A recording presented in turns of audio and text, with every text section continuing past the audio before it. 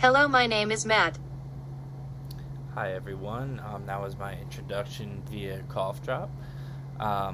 So just to get into Cough Drop, I really liked the communication device. I felt like it gave lots of options for students.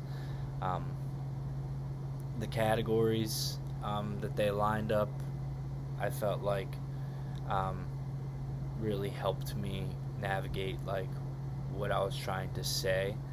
Although if you do, you can go into um, the icon in the top right and you can hit on find a button and you can find your own button even if it's there. It was a little easier for me to do that at first while I was figuring it all out. But once I figured it all out, I felt like it was pretty straightforward and pretty easy.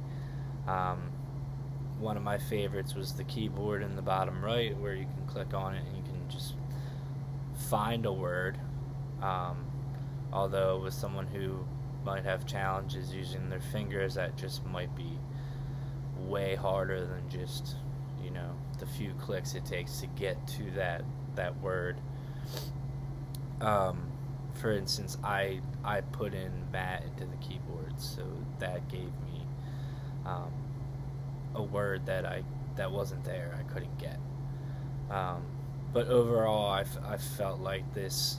I felt like Cough Drop was effective for me in trying to communicate what I was trying to say. Once I learned the ins and outs of the app. So I just wanted to get into some of the challenges that people using AAC might face.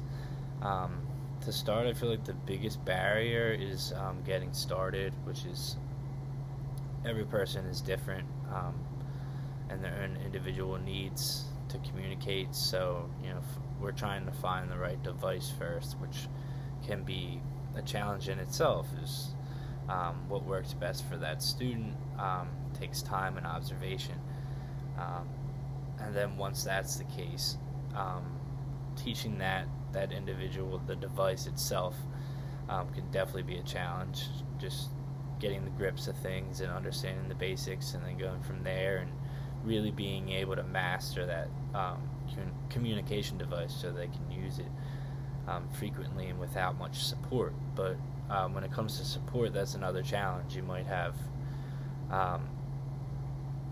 teachers that don't have the education or the knowledge to provide to the students on how to use the device, which is critically important if the student's struggling with something, because that educator is there to make sure that progress is running smoothly, and that if the student has needs, they're being met, like questions are being answered about the device, because they know it, they've been taught it, there was training on it. So I feel like those are some really big challenges that someone can face using AAC outside of like their regular disabilities and the challenges that come with that.